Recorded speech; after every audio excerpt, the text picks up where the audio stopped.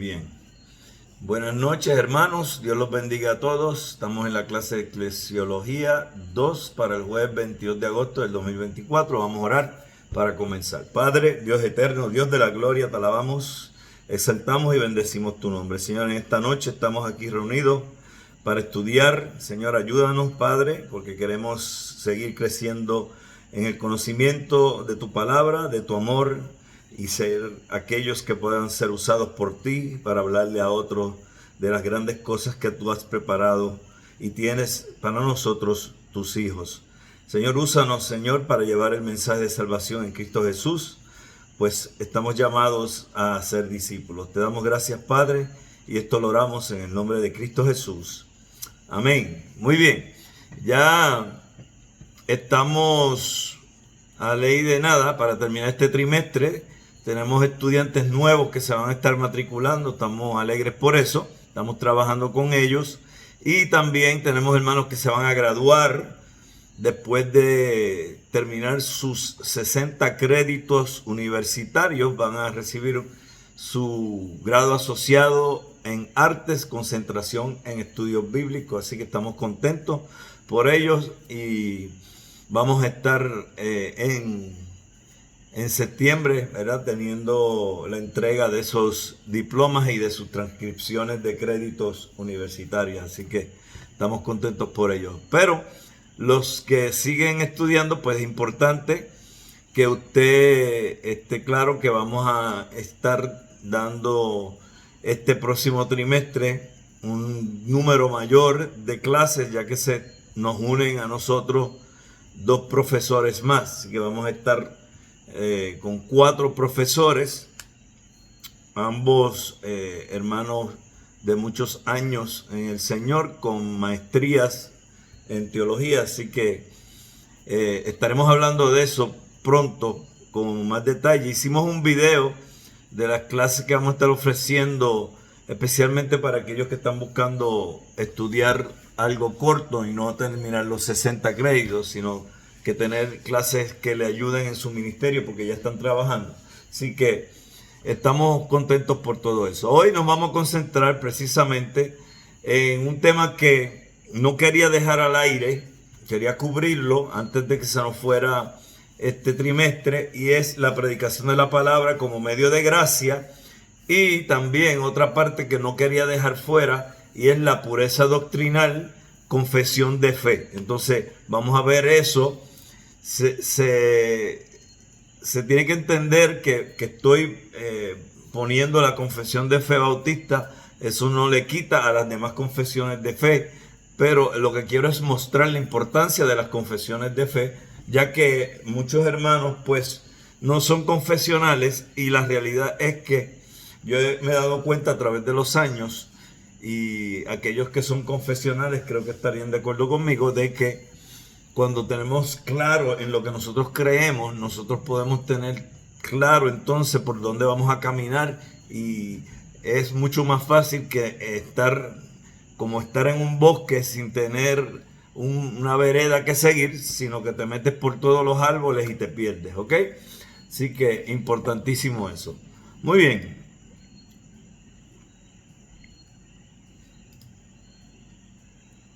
Comenzamos. Un medio de la gracia es el canal a través del cual Dios transmite su gracia especial para el crecimiento y edificación del creyente, con el fin de conformarlo a la imagen de Cristo. Paramos ahí. Entonces, un medio de gracia es el canal a través del cual Dios que transmite su gracia especial para que usted, yo y todo creyente que está dentro del cuerpo de Cristo sea edificado, con el fin de que se conforme a la imagen de Cristo. Miren lo serio que es esto, porque estamos hablando aquí de que es para que usted sea lo más posible a imagen de Cristo Jesús. La meta del cristiano debe ser como Cristo, parecerse a Cristo, hablar como Cristo, vivir su vida siendo una imagen de Cristo. Por eso es que nosotros somos embajadores. Por eso es que nosotros estamos llamados a predicar. Y uno de los medios de gracia, que es este que vamos a estar hablando hoy, es la predicación. Y a veces yo creo que las personas malinterpretan esto de la predicación y piensan que la predicación es solamente para que el pastor, el obispo, el presbítero, el episcopo, etcétera, sea quien lleve eso. No, no, no. La predicación es llevada por todos los creyentes a todo aquel que no conoce de Cristo. Entonces, siguiendo lo que nos dice el doctor Benítez, en este sentido, la predicación de la palabra es el medio de gracia efectivo y supremo. Fíjense que estamos viendo aquí claramente la supremacía de la predicación de la palabra de Dios. Cuando nosotros miramos a las iglesias evangélicas protestantes, lo que debe de estar por encima de todo lo que esté sucediendo dentro de la liturgia de ese culto, de la denominación que sea, lo que debe estar por encima de todo eso es la predicación de la palabra. Eso es lo más alto que debe estar. Por eso es que en las iglesias que son protestantes evangélicas, usted va a ver en su gran mayoría que el púlpito donde se para el que va a predicar y va a llevar el mensaje de la palabra de Dios ese día, es lo que está más al frente de la congregación, elevado arriba en el púlpito, en el altar, perdón. Entonces, ¿por qué? Porque la predicación, estamos llevando un mensaje, con poner ese púlpito ahí, se está llevando un mensaje de la importancia de la palabra. Cuando yo veo estas iglesias de ahora, que te cogen y te tienen un púlpito que, bueno, no importa de lo que esté hecho.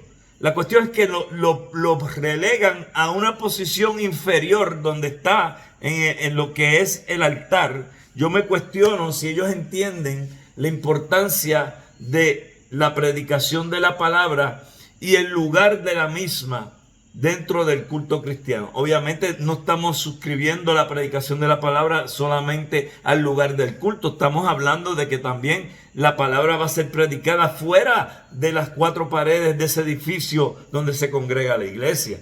Eso se entiende, ¿ok?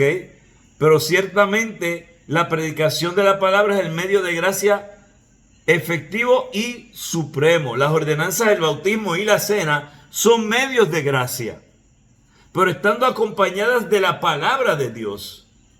En última instancia es la que produce crecimiento y bendición en el comulgante por la aplicación poderosa del Espíritu Santo. En otras palabras, ciertamente las ordenanzas son medios de gracia, pero ellos en sí mismos necesitan estar acompañados con la palabra de Dios.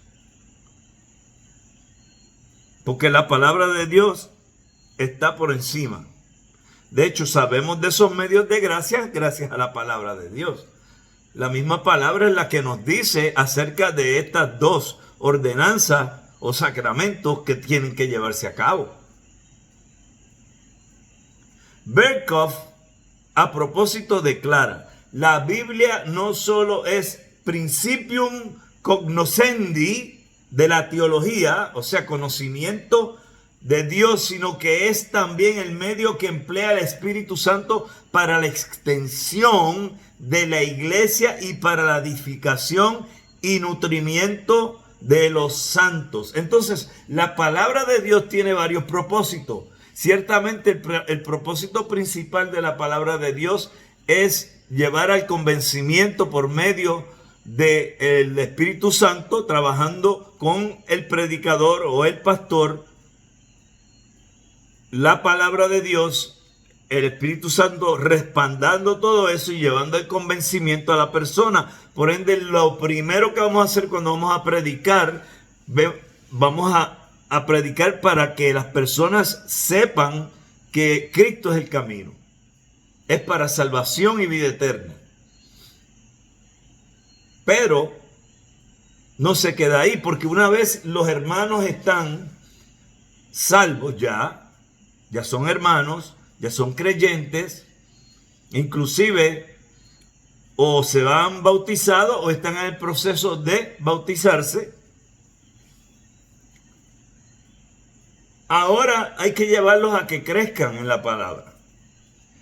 Tienen que crecer en el conocimiento de Dios. Tienen que recibir alimento espiritual.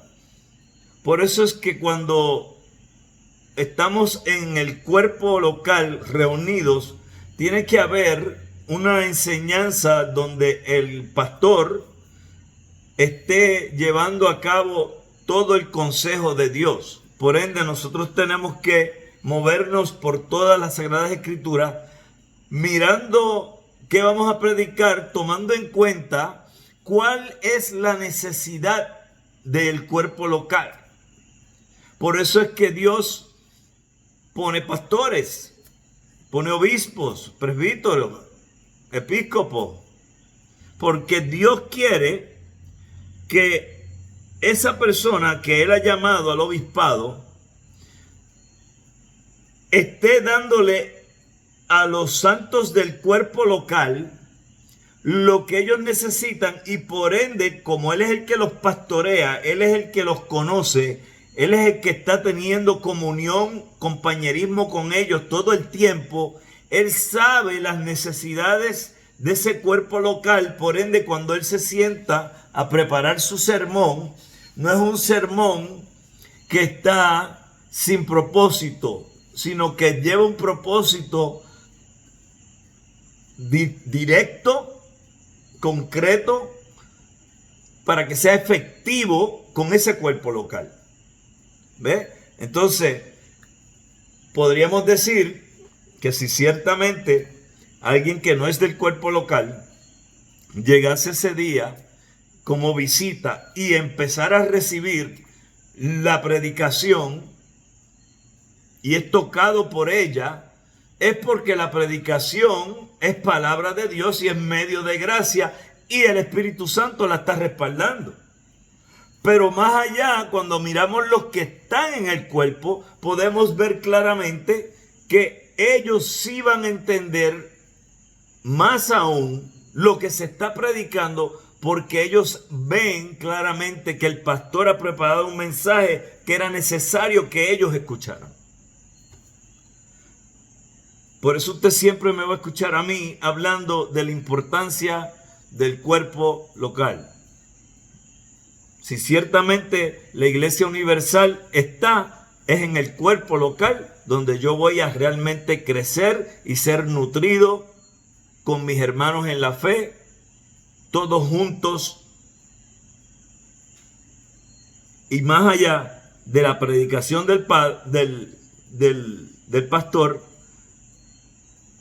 nos edificamos unos a otros. Entonces es hermosísimo. De hecho, yo pongo hermanos en mi iglesia que no son pastores a predicar,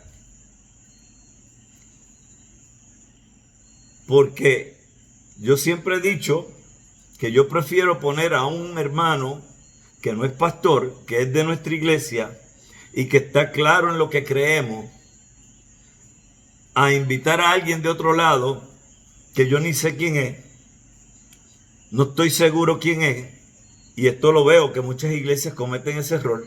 Entonces esa persona se para en el altar detrás de un púlpito y dice 2 o 3 cosas que totalmente van en contra de lo que creemos, y esa persona lo que hace es confundir a la iglesia.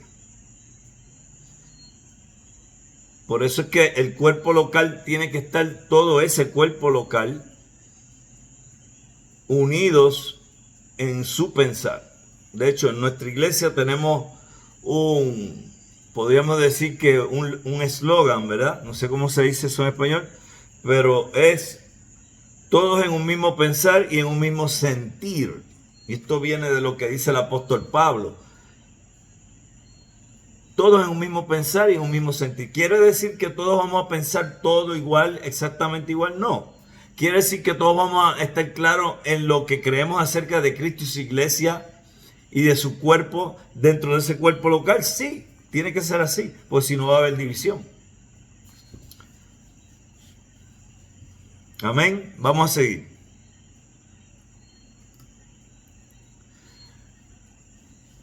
Muy bien, hablando en sentido estricto, solamente la palabra de Dios puede ser considerada como medio de gracia, pues a través de ella el Señor se dirige en forma especial a su pueblo para transmitirle su gracia especial. Obviamente aquí de lo que está hablando el doctor Benítez es que la palabra de Dios es la que encapsula todas las demás cosas que van dentro de lo que es la enseñanza, el cuerpo de enseñanza para la iglesia, para el cuerpo local. ¿Ok? Entonces, tenemos que entender que a través de la palabra es que la fe llega al corazón del hombre por la acción del Espíritu Santo, porque dice que la palabra, ¿verdad?, es la que te va a llevar a tener fe, porque dice que la fe viene por el oír, y el oír, ¿qué? La palabra de Dios. Entonces, cuando miramos aquí, y sé que tenemos mucho material hoy, así que voy a tener que moverme un poquito más rápido.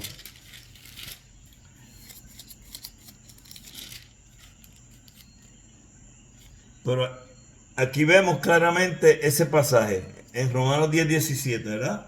Que lo acabo de citar. Así que la fe es por el oír, y el oír por la palabra de Dios. ¿Ok? Eso está clarísimo. Ella, la palabra, tiene el poder de limpiar al creyente, Juan 15:3. Producen vida, Filipenses 2:16. Es efectiva, Isaías 55:11. Es santificadora, Efesios 5:26. Es viva, Hebreos 4:12. Tiene la facultad de sanar, Salmo 107:20. Liberar, Juan 8:32. Iluminar, Salmo 119:130. Y regenerar, Santiago 1:18.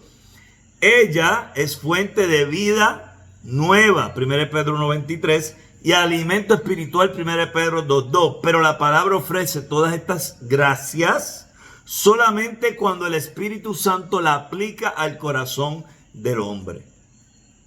No se trata de un conocimiento meramente intelectual, sino del poder del Espíritu obrando a través de y junto a la palabra. Y eso es una de las cosas que nosotros tenemos que tener mucho cuidado, que no caigamos en el pensar de porque seguimos adquiriendo conocimiento teológico de manera sistemática, nosotros ya pues vamos a estar dependiendo solamente de eso. Al contrario, nosotros tenemos que entender que sin el Espíritu Santo, no importa todo lo que tú sepas, sin el Espíritu Santo realmente no va a suceder nada que va a durar o perdurar. Porque lo que el Espíritu Santo hace es mucho mayor que lo que tu conocimiento y el mío puedan hacer. Ahora, ciertamente, eso no puede ser el otro extremo tampoco, de dejar de aprender de las cosas de Dios, porque creemos que no, el Espíritu Santo es el que va a hacer todo, así que yo no tengo que hacer nada. En ningún lugar tú ves eso en la Sagrada Escritura. Al contrario, claramente se nos dice que somos colaboradores de Dios. En otras palabras, Dios quiere usarnos a nosotros para llevar a cabo el mensaje. Pablo dice que estamos llamados a predicar, y es la predicación, ese medio de gracia con las que las personas van tanto a convertirse a Cristo y a crecer en Cristo. Pero todo está respaldado por el Espíritu Santo. Si el Espíritu Santo no está y usted está pensando solamente que lo intelectual es lo que va a llevar a cambio a las personas, está equivocado. El Espíritu Santo tiene que respaldar lo intelectual para que haya cambio y entonces esa palabra sea efectiva. ¿Algún comentario o pregunta hasta aquí?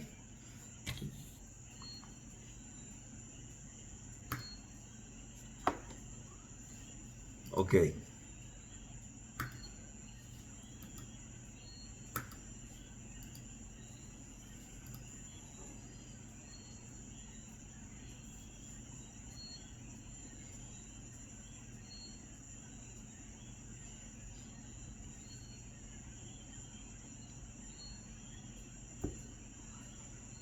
Hemos insistido en que la Iglesia de Cristo es apostólica e histórica.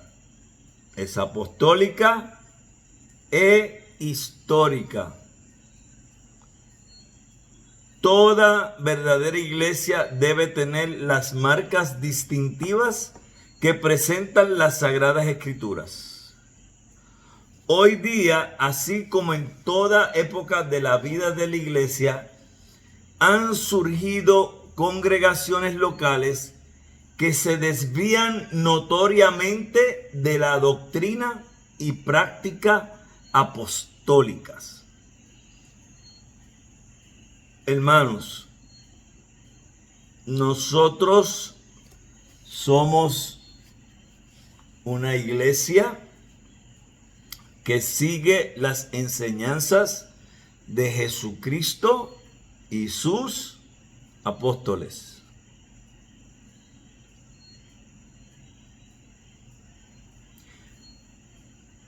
No malinterprete lo que estamos enseñando aquí, pensando que creemos en una sucesión apostólica.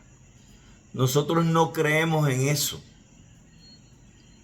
Nosotros creemos que la palabra de Dios siempre ha sido llevada por un remanente fiel a través de los siglos.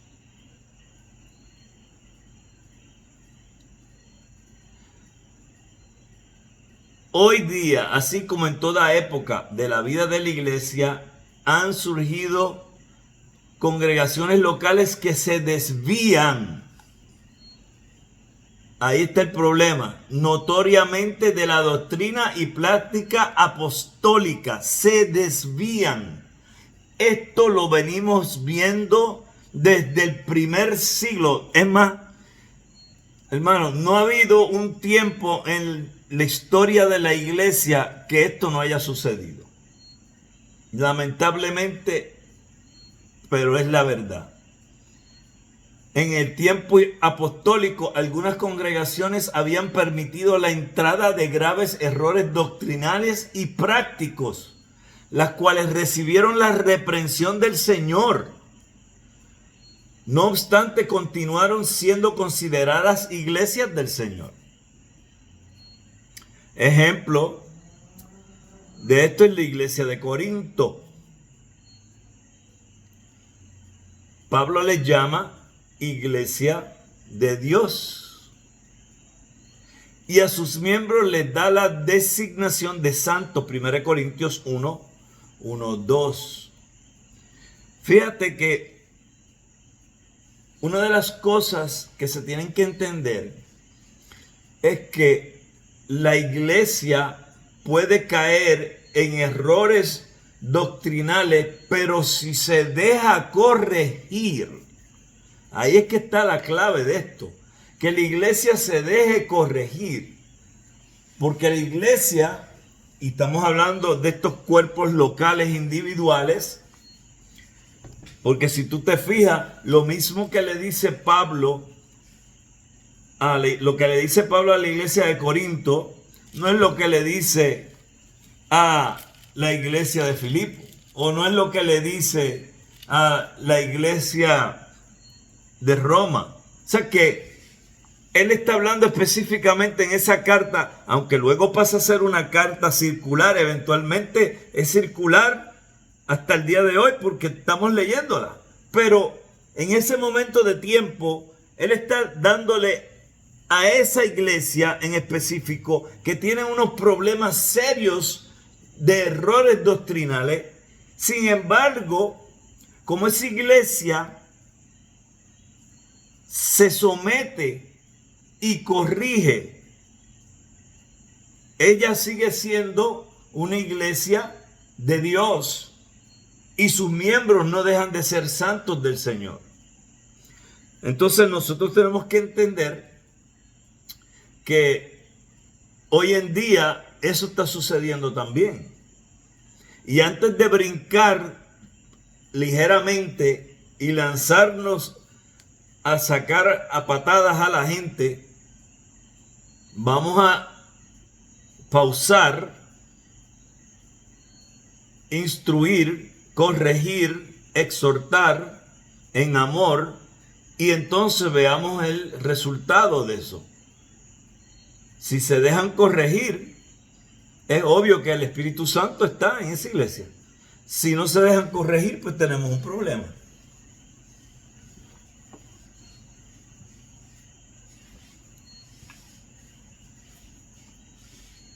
Había contiendas entre ellos. 1 Corintios 1, 11 al 13, 11, 17, 19. Su comportamiento era tan contrario al espíritu cristiano que Pablo les compara con las personas carnales, con los inconversos. 1 Corintios 3, 1 y 4.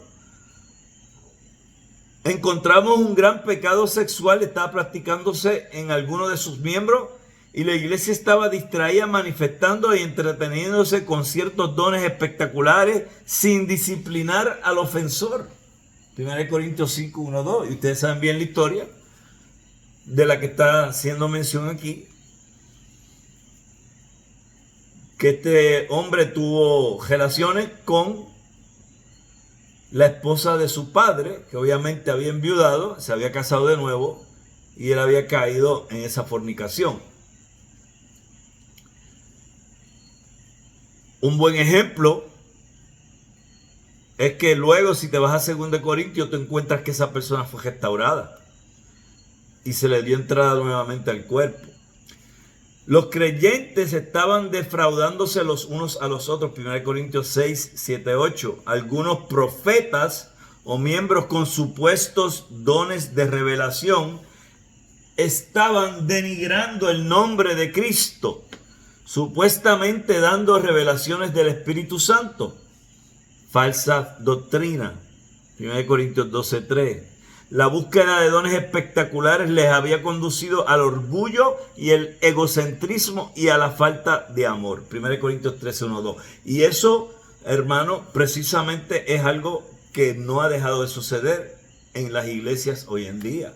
Encontramos ahora estos supuestos profetas también, con supuestos dones de revelación, con supuestas nuevas revelaciones, con supuestos milagros, y lo que están llevando son doctrinas totalmente contrarias a lo que dice la palabra de Dios, y inclusive enfocándose supuestos dones espectaculares que tienen en esas congregaciones, y se sienten orgullosos porque piensan que están por encima de los demás cristianos porque tienen X o Y don que supuestamente otros no tienen. Inclusive en algunas de esas congregaciones le dicen a esas personas que no son salvos porque no tienen X o Y don y por ende no son salvos.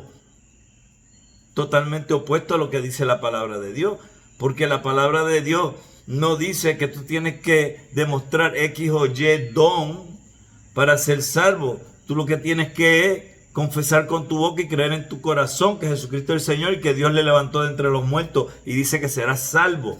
Es un asunto de gracia, porque soy salvo por gracia, por medio de la fe, y esto no de vosotros, pues es un don de Dios, no por obra, para que nadie se gloríe. Entonces es gracia, fe. No tiene que ver con X o Y don espectacular. Entonces entran en ese orgullo y se creen que son más cristianos que los demás.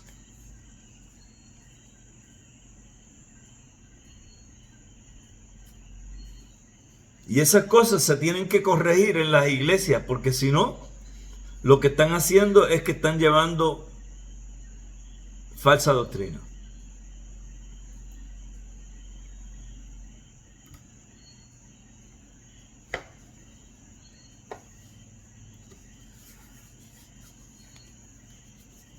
La Santa Cena, estamos todavía hablando de Corinto, la Santa Cena se había convertido en una fiesta donde muchos se emborrachaban y no tenían en alta estima el cuerpo y el sacrificio de Cristo. 1 Corintios 11. Si te va allá, ese es el texto que la mayoría de las iglesias utilizan para la celebración de la Cena del Señor,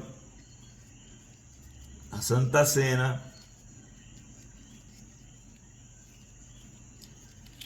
y es interesante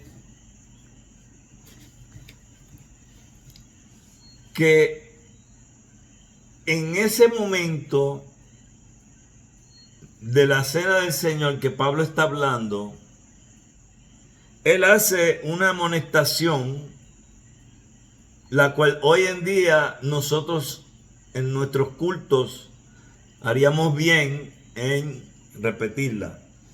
Y esa amonestación se encuentra en el verso 27. Y dice: de manera que cualquiera que comiere este pan o bebiera esta copa del Señor indignamente, será culpado del cuerpo y de la sangre del Señor. Por tanto, pruébese cada uno a sí mismo, y coma así del pan y beba de la copa. Porque el que come y bebe indignamente, sin discernir el cuerpo del Señor, juicio come y bebe para sí. Por lo cual hay muchos enfermos y debilitados entre vosotros, y muchos duermen. Refiriéndose, cuando dice duermen, a que muchos han muerto. Entonces, yo no sé usted, pero yo tomo las palabras de la Biblia, al menos que me muestre de otra manera el mismo contexto inmediato o lejano, yo la tomo literal. Esa es mi forma de hacer hermenéutica. Yo primero empiezo por lo literal y luego, si hay algo alegórico, simbólico, entonces lo aplico. Aquí no hay nada simbólico en lo que él está diciendo. Él está siendo literal totalmente.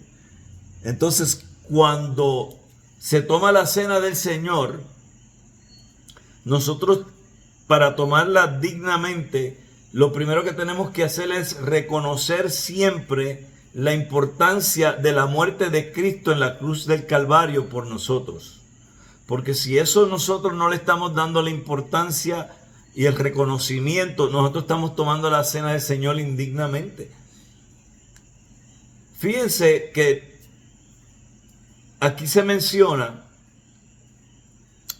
que muchos están enfermos y debilitados entre vosotros, y muchos duermen. Yo no me atrevería a decir que eso literalmente ha pasado en nuestra iglesia, pero es posible que sí, porque yo no me puedo meter en la mente de las personas para saber. Yo sé que cuando yo voy a tomar la cena del Señor, y yo sé que viene la cena del Señor, yo estoy ya días antes preparándome para la cena del Señor, tratando de tener una actitud donde yo voy repasando en mi mente y en la Biblia los acontecimientos del sacrificio de Cristo por mí en la cruz. Cosa de que cuando yo llegue a ese momento que voy a tomar el pan y el fruto de la vid, yo sé que lo estoy haciendo con la mayor reverencia posible en mi corazón y no pensando que es algo ligero. Y además de eso, yo me aseguro de pedir perdón también antes de tomar la cena. A pesar de todos los problemas de índole doctrinal, moral y espiritual que se estaban presentando en la iglesia, o en esa iglesia, ¿verdad? El Señor aún la sigue considerando como suya. Las cartas de Cristo a las 7 iglesias en el Apocalipsis también dejan ver los errores doctrinales y de conducta que pueden ingresar a cualquier iglesia local. Pérgamo, el Señor les llama la atención por retener una falsa doctrina que les conducía a poner tropiezos espirituales a la idolatría y al pecado sexual. Eso lo vemos hoy en día que ha pasado en iglesia. Tiatira, esta iglesia consentía la presencia de una falsa profetisa que estaba llevando a algunos miembros a la fornicación y a la idolatría. Ay, santo Dios, también. Es que esto no se terminó nunca. Estas cosas siguen sucediendo porque es que el enemigo va a tratar de hacerle daño a la iglesia por todos lados, y una de las formas en que el enemigo va a atacar a los santos es dañando su testimonio. Sardis, ellos se jactaban de su vida cristiana, pero en el fondo no era así. Sus obras eran desagradables ante el Señor y habían olvidado el mandato de Dios. ¿Cuántas personas no andan por ahí siendo los supercristianos en público y en privado? Están viviendo unas vidas de pecado, de inmoralidad. Algunos hasta se pasan en pornografía, pero el domingo son los más santos en la iglesia.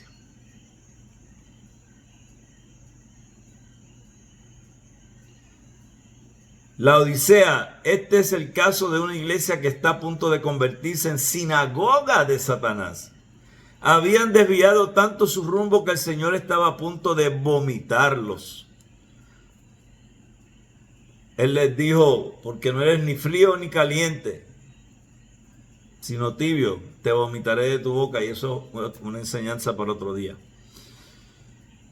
En todos los casos anteriores hallamos a Jesucristo escribiendo a sus iglesias. Aunque muchas estaban presentando diversidad de problemas, la Confesión Bautista de 1689, punto aparte, capítulo 26, artículo 3 afirma: las iglesias más puras bajo el cielo están sujetas a la impureza y al error. Entonces, las iglesias van a cometer fallas. Lo importante aquí es si se van a dejar corregir o no. Nosotros podríamos decir ahora mismo de la Iglesia Católica Apostólica Romana que esa iglesia no se deja corregir. Por ende, esa sede está en juicio y no veo forma ninguna o alguna, después de que ellos han montado el sistema jerárquico que llevan ya tanto tiempo, con sus engaños, mentiras, excesos, etcétera, etcétera, de que ellos puedan ser restaurados. Yo no lo veo. Si estoy equivocado, pues me enteraré cuando llegue al cielo, pero ahora mismo yo no le encuentro forma de restauración a esa iglesia. Y la iglesia ortodoxa no está muy detrás. Porque por ahí también he visto personas que están con el modelo ahora de que se salen de la católica apostólica romana para meterse en la católica ortodoxa. Y piensan que resolvieron tremendo problema y dilema. Y la realidad es que no es así. Porque allí hay también muchas falsas enseñanzas.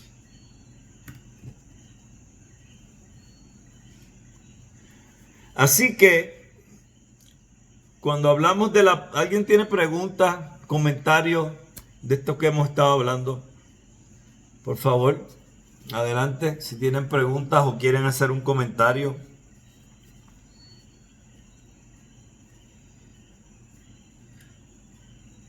Yo sé que ustedes saben de estas cosas. Pueden hablar. Comente. Si lo tiene en el pecho, suéltelo.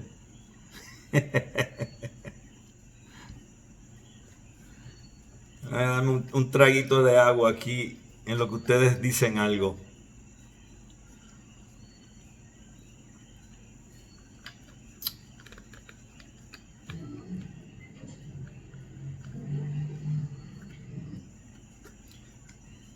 Ok, nadie quiere hablar. Vamos a seguir. Así que cuando hablamos de la pureza doctrinal de la iglesia, no estamos descalificando a aquellas que de una u otra manera conviven con algunos errores de doctrina o práctica. Aquí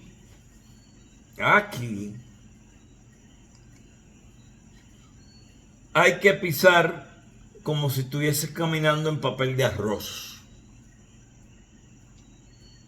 Si usted ha visto el papel de arroz, si usted lo toca muy duro, se rompe. ¿Ok?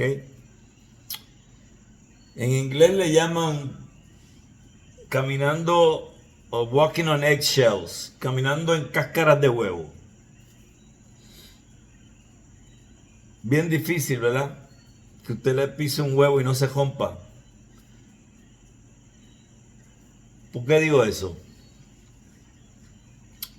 Porque cuando vamos de denominación a denominación, vamos a encontrar que sí tenemos ciertas diferencias, pero en lo que son las cosas esenciales de la fe, en las doctrinas esenciales, tenemos que estar de acuerdo. Y cualquier posición que pueda tener esa iglesia que sea herética, ya esa iglesia tiene un problema serio.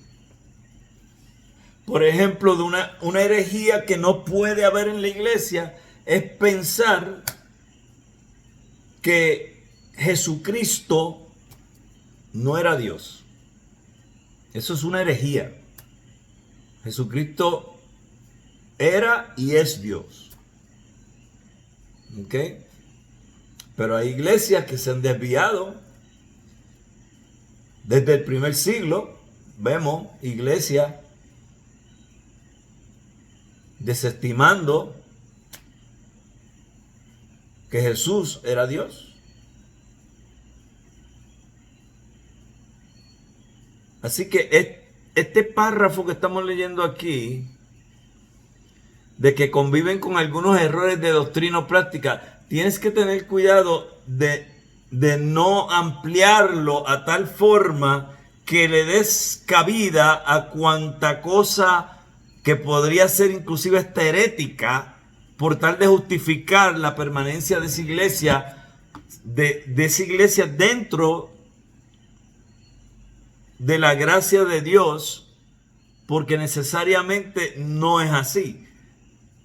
Hay cosas que definitivamente las van a descalificar. Él continúa diciendo, pero esto no debe ser excusa para que una iglesia anide en su seno reconocidos errores doctrinales o de práctica.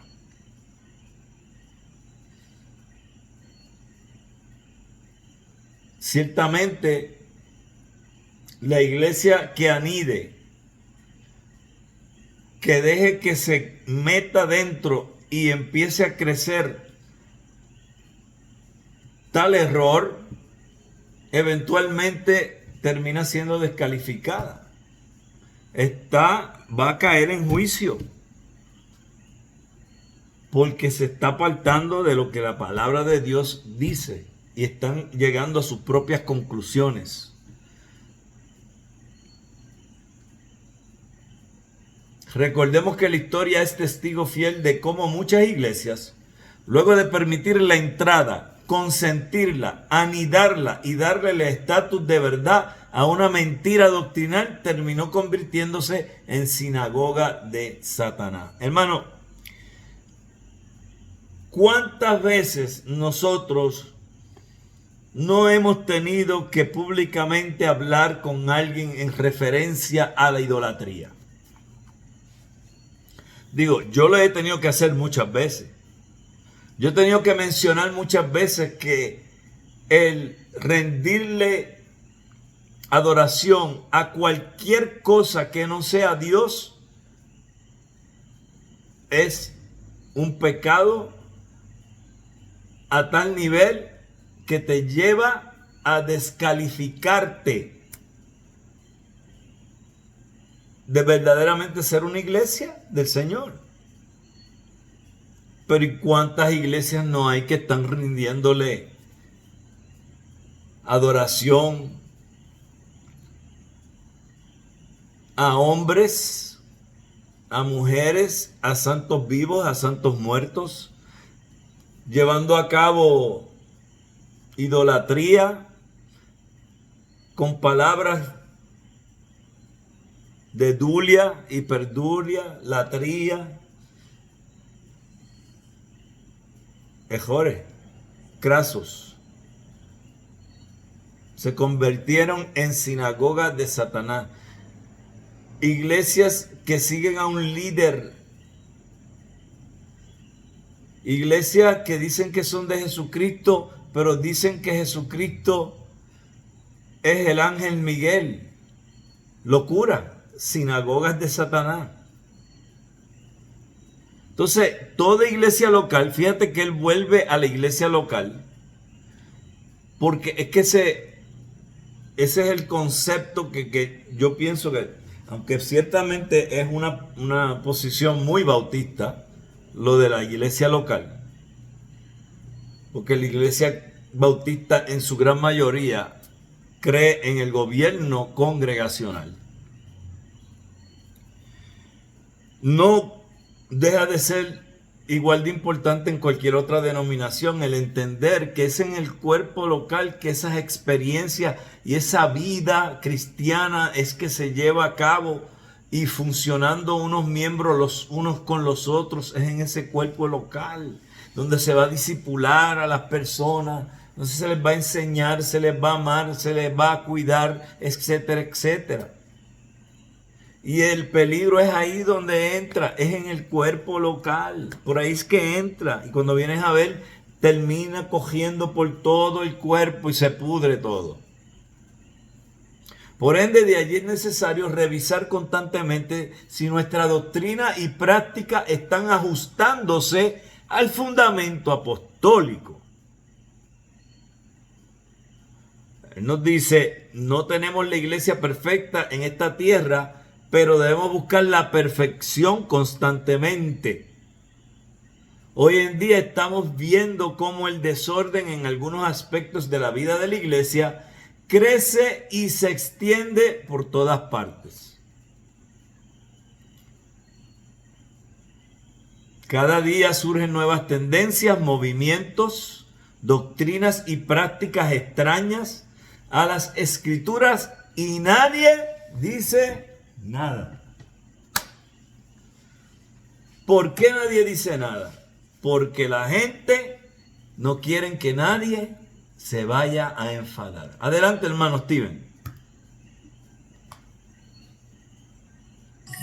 No, una pregunta, ¿por qué cree usted que hay tantas iglesias o tantas congregaciones no confesionales?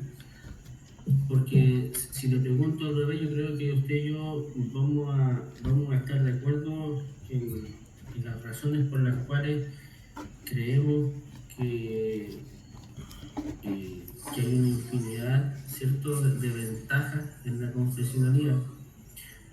Pero yo no sabría cómo poder explicar por qué hay iglesias que deciden no abrazar una confesión de fe histórica. Sí, hay varias razones, hermano Steven.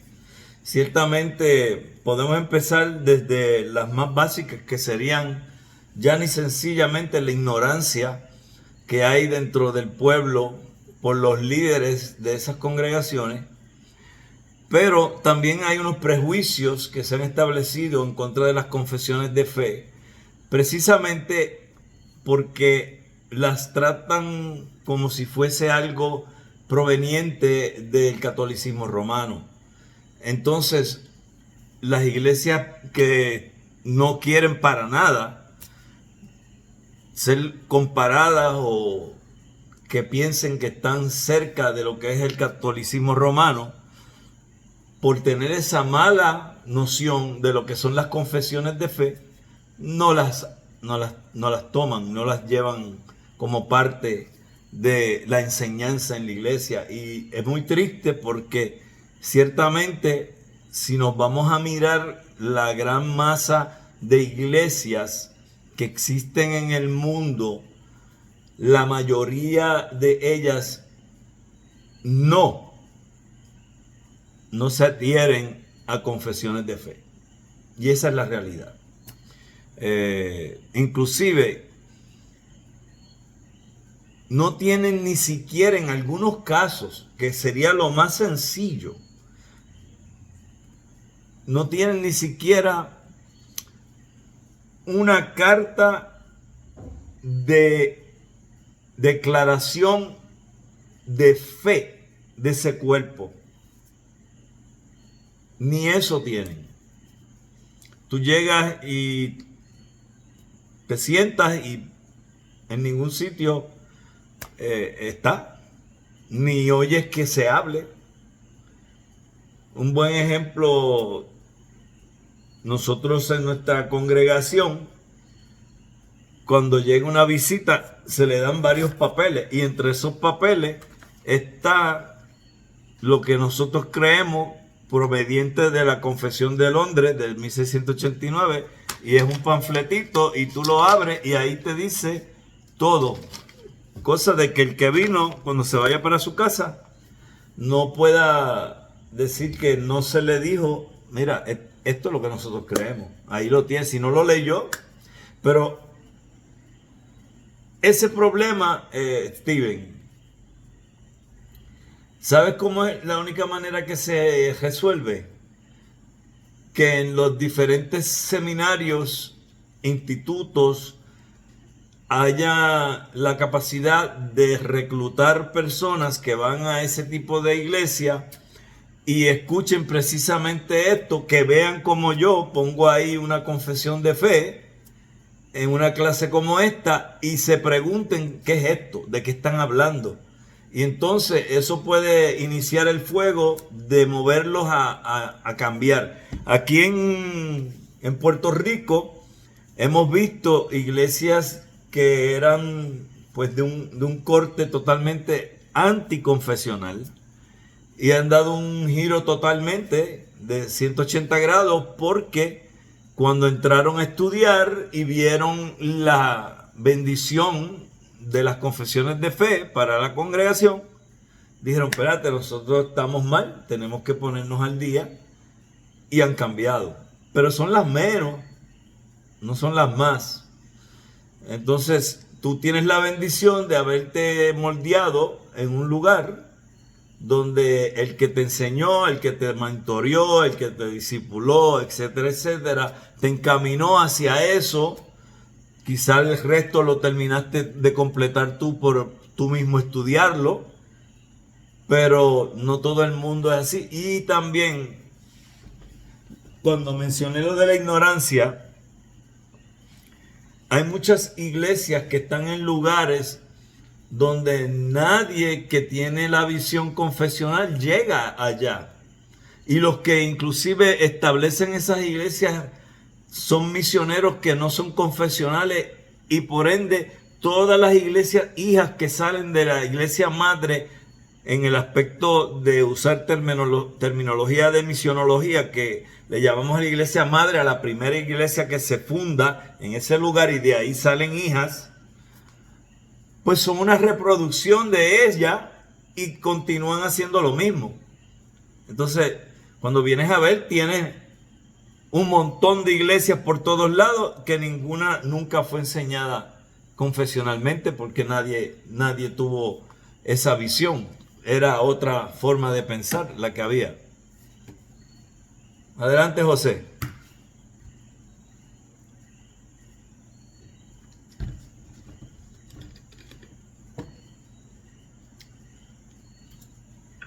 Exactamente, en ese mismo sentido, pastor, o sea, en la zona en la cual yo vivo, acá en San Juan, República Dominicana, como la mayoría de las iglesias son pentecostales, y por lo general las iglesias pentecostales tienden a no ser confesionales, algunas se basan en los artículos de las asambleas, pero no hacen énfasis en esa, no sé decir, en la confesión histórica del protestantismo. Por ejemplo, en la iglesia que yo asisto, Igualmente yo estoy conociendo de esto luego que me integré a la Alianza Evangélica, de este tipo de confesiones que existen. Sé un desconocimiento realmente que hay, pero que ahora yo, involucrado en estos estudios y dándole seguimiento, veo la importancia que tienen estas confesiones. Realmente ya ha cambiado mi perspectiva y creo que es conveniente que las iglesias realmente, aunque no se basen directamente en una, sino que puedan también hacer una conjugación de esas confesiones para traer su propio, vamos a decir, manual doctrinal basado en esas confesiones. Creo que eso es importante.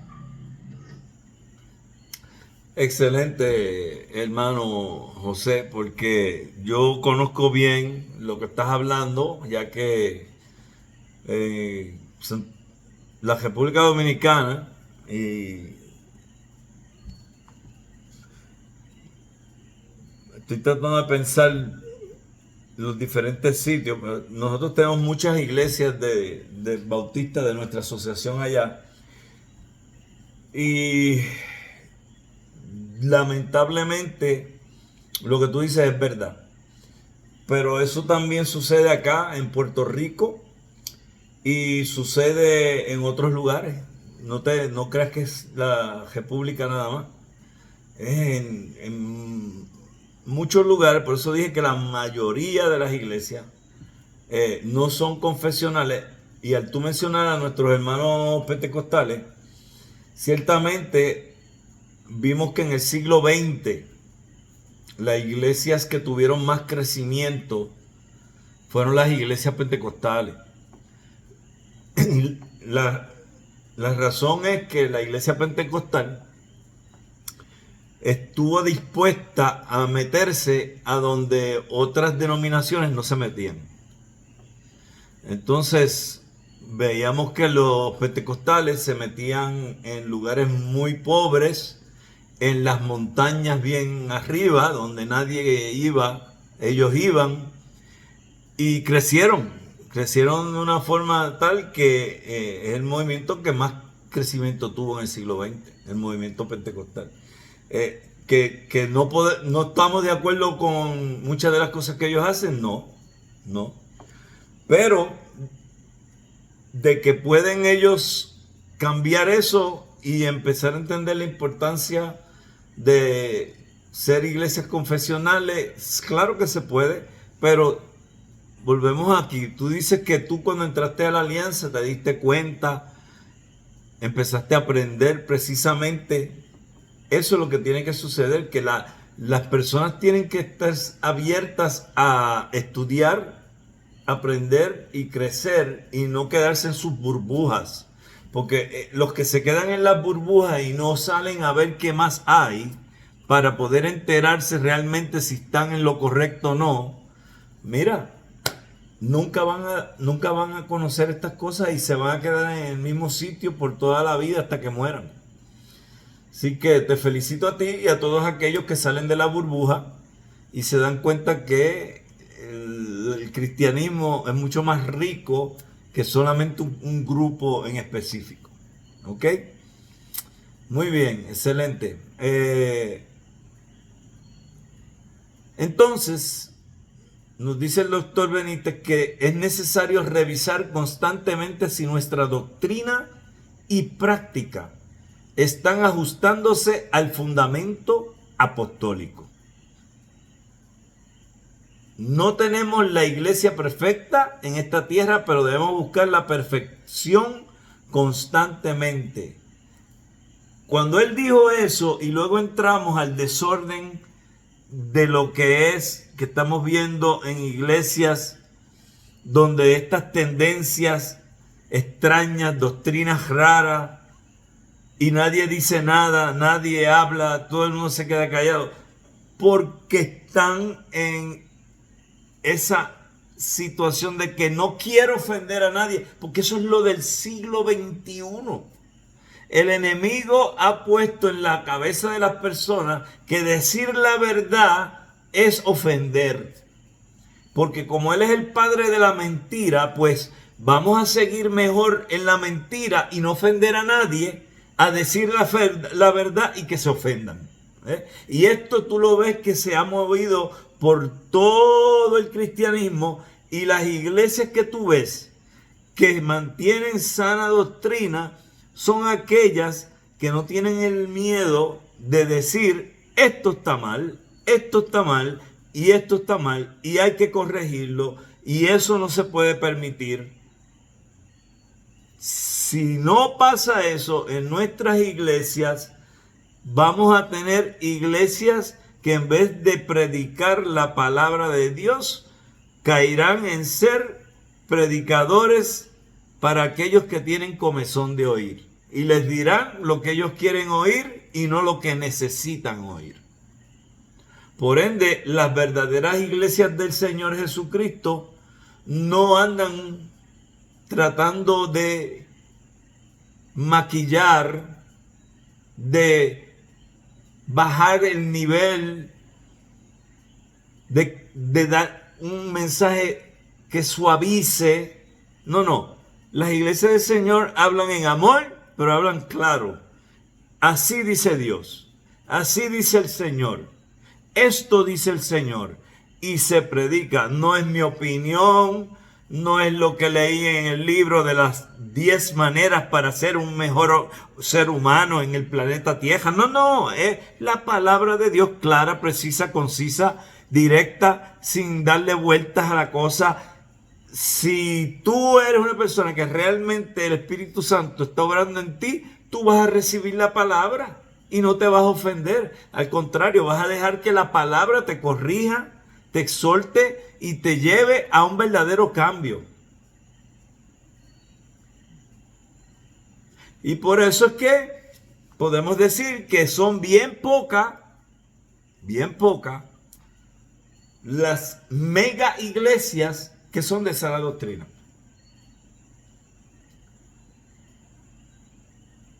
La mayoría de las iglesias de sana doctrina no tienen multitudes en sus filas, en sus congregaciones. Tú ves las de falsa doctrina que están llenas. Es una cosa increíble. Aquí, a 15 minutos de aquí, hay una iglesia que empezó hace 10 años. Nosotros llevamos 20. Y esa gente tienen allí más de 1000 personas. Nosotros en nuestro mejor momento tuvimos más de 300. Eso desde el huracán María y el COVID, eso aquí no se ve. Pero aquello está lleno allí. Pero aquello allí, comezón de oír, es lo que hay allí. Allí le dicen todo lo que ellos quieran oír. Entonces, ¿qué yo voy a hacer? Yo voy a hablarles y predicarles lo que ellos quieren oír en nuestra congregación para que la congregación crezca y llegue a números que me llenen a mí el ego de decir, mira que mucha gente tengo en mi congregación. O yo les voy a predicar la palabra de Dios confiando en que el Señor hará la obra en ellos y los que están llamados a realmente servir se quedarán. Bueno, pues yo como yo he decidido, como muchos otros pastores a través del planeta, que es mejor agradar a Dios que a los hombres, pues vamos a predicar la verdad, aunque les duela. Iglesias reconocidas por su énfasis en el estudio serio de las Escrituras sucumben ante estos nuevos movimientos solo con el fin de conservar a las personas en su seno o de no ser vistas como anticuadas. ¿Qué barbaridad es que una persona que es pastor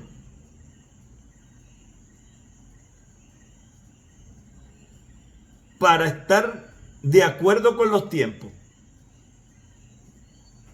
viole la sagrada doctrina de Dios?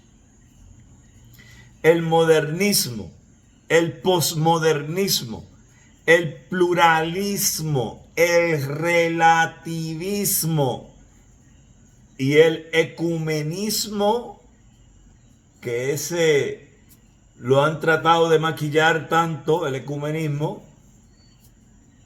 Yo soy una persona bien difícil con esa palabra. El pragmatismo y el neopaganismo, el neomisticismo, el esoterismo. Wow, de todo eso hablé yo en los programas de las falsas doctrinas que estaba dando los viernes. Y otros movimientos surgidos directamente, mira donde dice, del infierno. Porque es que de otro sitio no puede ser. En el aspecto de que estemos claros, sabemos que Satanás no está en el infierno. ¿Okay? Él está aquí todavía. Así que Satanás no ha sido echado al lago de fuego y azufre, ni él está en este mundo. Él es el príncipe de este mundo, de lo que es el sistema de este mundo, ¿ok? Él lo que está refiriéndose es precisamente de todo lo que es malo y va a terminar allí, como Satanás, sus demonios y todo aquel que no tiene vida eterna, ¿verdad? Porque no tiene a Cristo. Están moldeando la doctrina y práctica de numerosas iglesias cristianas hoy día. Parece que no hubiera un norte definido, sino que los nuevos vientos cambian su rumbo de tanto en tanto. O sea que hoy estamos así y mañana estamos asá. Y de acuerdo como sea el viento de doctrina que sople, con ese nos vamos. Porque ese es el que necesitamos para seguir creciendo. Creciendo entre comillas, porque esas iglesias no van a perdurar. Esa es la realidad. La línea divisora entre las iglesias cristianas de doctrina bíblica y las sectas o iglesias apóstatas cada día es más delgada. Todas se escudan en la frase creemos lo que dice la Biblia o lo que la Biblia dice. Y eso es cierto, porque que mucha gente dice nosotros somos bíblicos, que mucha gente andan con la Biblia debajo del brazo, que mucha gente dice somos una iglesia bíblica, inclusive le ponen a sus iglesias ese nombre, iglesia bíblica tal. Pero cuando tú entras y escuchas lo que dicen, tú te cuestionas si realmente es bíblica. Porque lo que está saliendo de la boca de los que están enseñando allí no es bíblico. Y cualquier asunto doctrinal queda resuelto así. Hablando del católico romano que adora a la Virgen y cree que además de la obra perfecta de Cristo son necesarios la intercesión de los santos y el cumplimiento de las buenas obras para la salvación, mantiene su posición firme en sostener que cree en la Biblia. Cree en la Biblia, pero no tienen la Biblia como la autoridad máxima en asuntos de fe. El mormón y el testigo de Jehová también dicen que creen en la Biblia. ¿Pero acaso no tienen ellos el libro del Mormón y el libro La Perla de Gran Precio que los ponen al mismo nivel de la Biblia? Hoy día hasta los brujos profesan creer en la Biblia. Este es el libro más vendido en el mundo y todos se jactan de conocer alguna parte de ella. Los políticos lo usan para ganar votos, el brujo de la televisión para dar apariencia de santidad, el escritor para demostrar conocimientos religiosos. En fin, la Biblia es un libro tan conocido que su mensaje ya no interesa, sino solamente aquellas partes positivas que ayuden a un mundo pluralista y relativista a ser mejor. Hasta los practicantes de otras religiones, como los musulmanes, hindúes y budistas, levantan algunos pasajes de la Biblia como una ayuda espiritual. El famoso telemercader del Evangelio utiliza pasajes sacados de la Biblia para demostrar porque sus espectadores deben enviarles grandes sumas de dinero.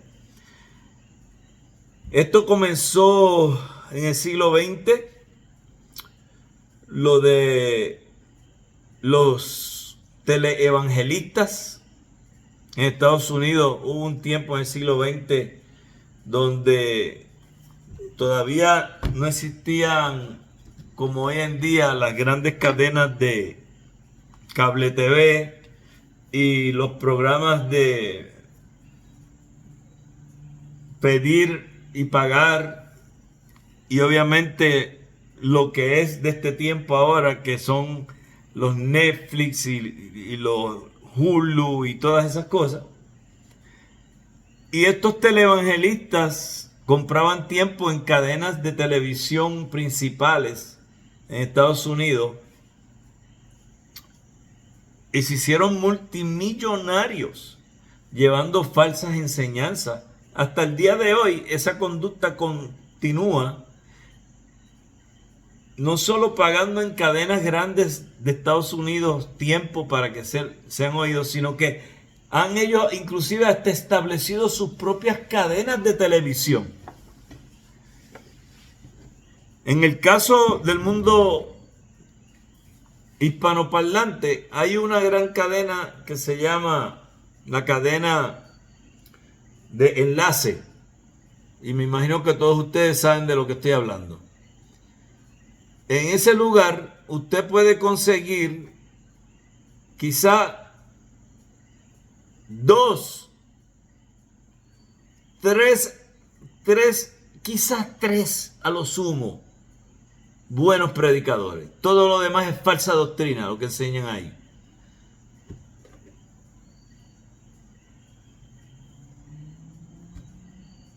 Y la gente ve eso todo el tiempo y lo toman por verdad. Y todos andan con una Biblia en la mano. En fin, actualmente todos los grupos religiosos dicen creer en la Biblia, a tal punto que decir esas frases realmente no tiene significado alguno para la verdadera fe. No que la Biblia haya dejado de ser la palabra inerrable de Dios y la máxima norma en materia de fe y conducta, sino que ella es utilizada para sustentar cualquier tontería surgida de la imaginación elevada de los hombres. Y ahí me atrevo yo entonces a decir que nosotros cogemos las confesiones de fe que salen no de la imaginación elevada de los hombres. Las confesiones de fe salen de las Sagradas Escrituras. ¿Sí? ¿Están conmigo? Entonces, yo puedo tener una confesión de fe porque yo entiendo que esa confesión de fe fue extraída de las Sagradas Escrituras. Entonces, es sometida a la Sagrada Escritura. La confesión de fe no está al mismo nivel de la Sagrada Escritura, pero se sujeta a las Sagradas Escrituras y lleva un mensaje que viene de las Sagradas Escrituras. Por ende, yo voy a tener una iglesia más saludable porque yo voy a estar basando lo que estoy enseñando tanto en la confesión de fe como en lo que las Sagradas Escrituras me enseñan. Pienso que es triste lo que está pasando, pero también, de acuerdo a lo que yo, como pastor, puedo interpretar en la Sagrada Escritura, no es de sorprendernos, porque estas cosas, la misma Biblia nos dice que iban a pasar. John MacArthur, que ha estado bastante enfermo en estos días, ya está un poco mejor. Lo acaban de operar no hace mucho nuevamente del corazón. Y ya el hermano doctor John MacArthur pues está casi llegando a los 90 años.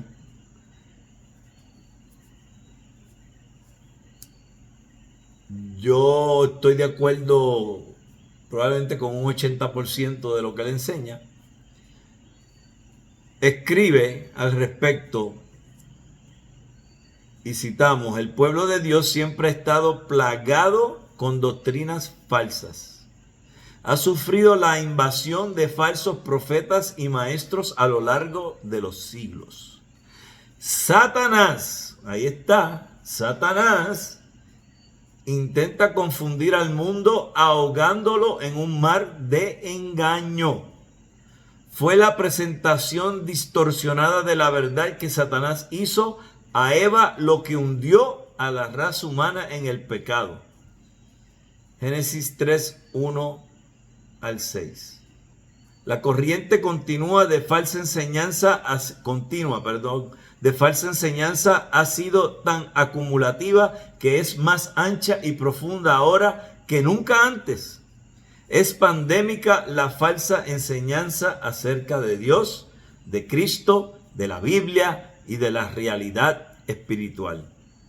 El padre de mentira trabaja horas extra para destruir la verdad salvadora y santificadora que Dios nos ha dado en su palabra ciejosita. Yo estoy totalmente de acuerdo con lo que dice el doctor MacArthur.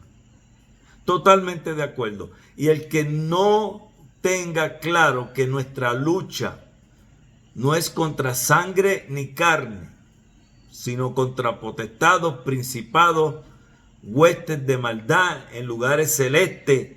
Hermano, esa es la realidad. Y el que no crea eso está viviendo en una película de Disneylandia. Por eso tenemos que estar metidos en la palabra, en la oración, en la comunión y en testificar de Cristo con nuestro testimonio y hablándole a otros del Señor. Eso no puede parar. Es por eso que las iglesias cristianas y apostólicas de todos los tiempos han considerado necesario condensar un resumen de las doctrinas principales que la Biblia enseña en lo que se ha llamado confesiones de fe. Confesiones de fe o credos, mis amados. Confesiones de fe o credos. Realmente la iglesia cristiana es un pueblo confesante. La iglesia tiene que confesar lo que Dios le demanda que confiese en su palabra, la cual es suficiente e infalible. Esta palabra es el único fundamento para la fe y para la manera de vivir del cristiano. Si usted no ha aprendido en su iglesia, si usted no tiene una confesión de fe a la que se adhiere en su iglesia, sea usted con mansedumbre, dependiendo de la denominación que sea, y yo estoy aquí con mucho gusto, le puedo orientar, para que usted sea quizá la puerta que Dios le va a abrir a esa iglesia para que entre y establezca claramente una confesión de fe en ese cuerpo local.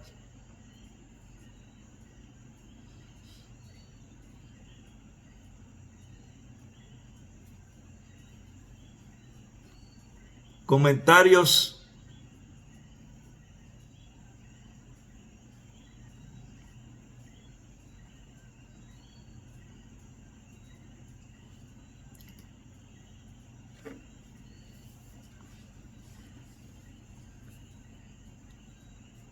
Mañana estamos a 23.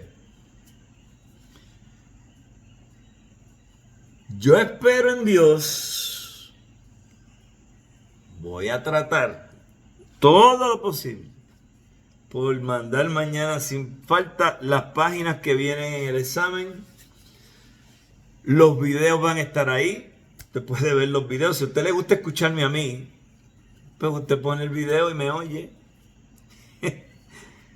Pero si usted ya dijo, ya, yo no puedo seguir escuchando más al profesor, ya, yo mejor leo, pues yo le voy a dar las páginas para que usted lea. Y el examen va a ser el jueves que viene, el 29, y ahí terminamos el trimestre. Los hermanos que tienen, porque tenemos 2 becas corriendo, los que tienen la beca full, se les va a estar dando, informando cuál es la clase que van a tomar el trimestre que viene. Y los que están con el currículo completo, que están trabajando con beca y también pagando,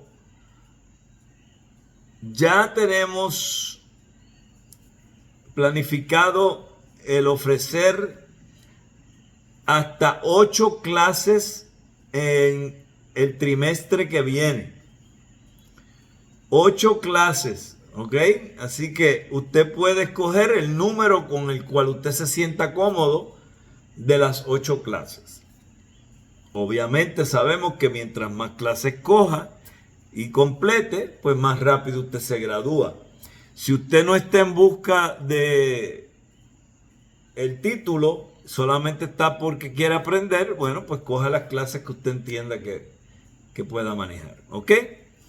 Vamos a terminar la grabación.